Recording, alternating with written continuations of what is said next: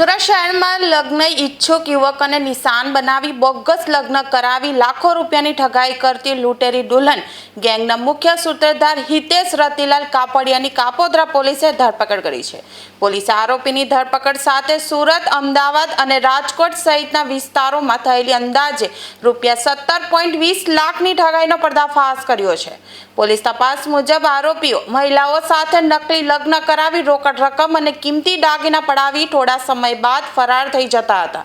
PIMR સોલંકીના માર્ગદર્શન હેઠળ સર્વેલન્સ ટીમે ટેકનિકલ તપાસ અને બાતમીના આધારે મુખ્ય આરોપી હિતેશ કાપડિયાને ઝડપી પાડ્યો હતો.